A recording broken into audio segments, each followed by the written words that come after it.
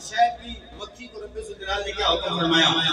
آج آپ نے اپنے غور کرنا ہے، زمین کو حکم ہوا اس نے مانا، چاند سورج کو حکم ہوا اس نے مانا، ہواؤں فضاؤں کو بادلوں کو سمندروں دریاؤں کو حکم ہوا انہوں نے مانا، لیکن جس کو اللہ کریم نے اشرف المخلوقات بنایا ہے، آج ہمیں غور کرنا ہے کہ ہم نے رب کے کتنے حکموں کو مانا ہے۔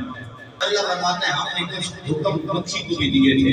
اللہ فرماتا ہے وَأَوْحَى رَبُّكَ إِلَى النَّحْلِ أَنِ اتَّخِذِي مِنَ الْجِبَالِ بُيُوتًا وَمِنَ الشَّجَرِ وَمِمَّا يَعْرِشُونَ۔ شہد کی مکھی کو رب کائنات نے حکم دے دیا، اے شہد کی مکھی تو نے اپنا گھر، اپنا چھتا یا تو پہاڑوں میں بنانا ہے، یا پھر تو نے درختوں میں بنانا ہے، یا پھر ہر اس جگہ پہ بنانا ہے جو جگہ چھتی ہوئی ہو۔ اللہ نے فرمایا شہد کی مکھی تو نے اپنا چھتا ہر عام جگہ پہ نہیں بنانا، بلکہ تیرے چھتے کے لیے خاص جگہ کا ہم نے تعین کر دیا ہے، یا تو پہاڑ میں بنا، یا کسی درخت میں بنا، یا کسی ایسی جگہ پہ بنا چھتا اپنا گھر بنا جو جگہ چھتی ہوئی ہو، اس پر چھت موجود ہو۔ اب کیا ہوا؟ جب مکھی نے جناب والا چھتا پہاڑ میں بنا لیا، جب کسی درخت میں بنا لیا، اب اللہ کریم نے دوسرا حکم کیا فرمایا؟ فرمایا تو نے چھتا تو بنا لیا ہے، تو نے اپنا گھر تو بنا لیا ہے، اب تجھے چلنا پڑے گا، چھتے کو چھوڑنا پڑے گا، سفر اختیار کرنا پڑے گا، کچھ کام کرنا پڑے گا۔ اے میرے مولا وہ کام کون سا کرنا ہے؟ اللہ فرماتا ہے ثم کلی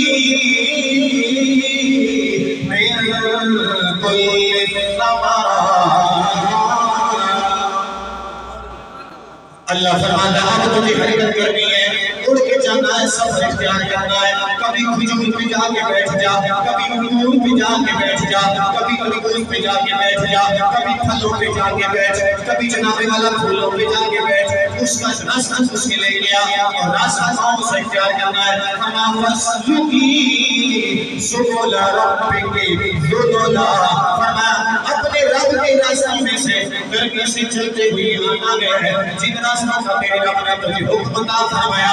اللہ فرماتا ہے ایک کیڑی جس نے ہمارے حکموں کو مانا، ہمارے حکم کے مطابق اس نے اپنا گھر بنایا، ہمارے حکم کے مطابق اس نے راستہ اختیار کیا، ہمارے حکم کے مطابق اس نے جناب والا پھلوں اور پھولوں سے رس چوسا، فرمایا ہم اس حقیر شے کو بھی اتنی عظمت عطا فرماتے ہیں کہ اس کے پیٹ سے میٹھی چیز کو خارج فرما دیتے ہیں۔ اس کے پیٹ سے کیا نکلتا ہے؟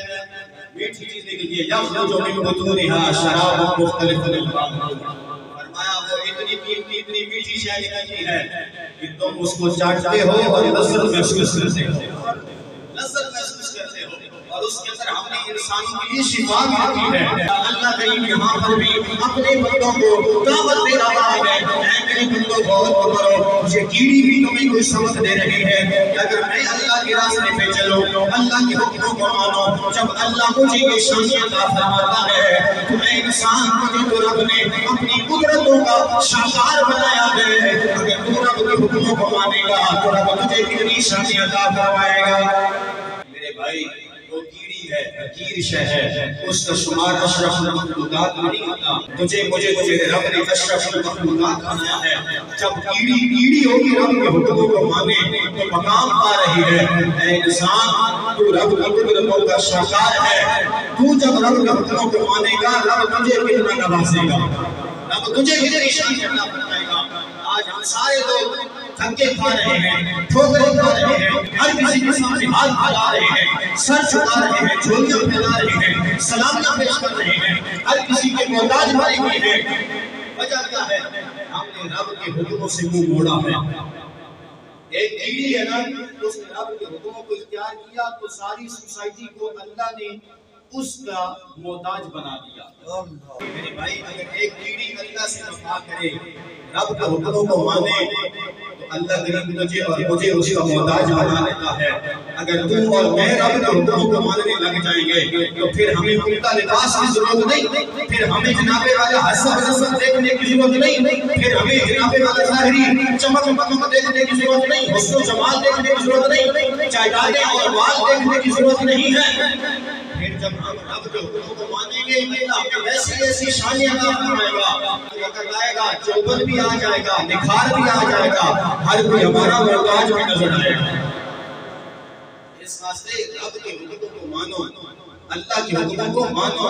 اگر ایک مکھی رب کے حکموں کو نہیں چھوڑ رہی، اے انسان اگر تم اور میں اشرف المخلوقات ہو کے رب کے حکموں کو چھوڑ رہے ہیں تو ہمیں اپنے اس وجود پہ رونا چاہیے، افسوس کرنا چاہیے کہ ہم ایسے انسان ہیں، ہمیں رب نے اپنی قدرتوں کا شاہکار بنایا ہے۔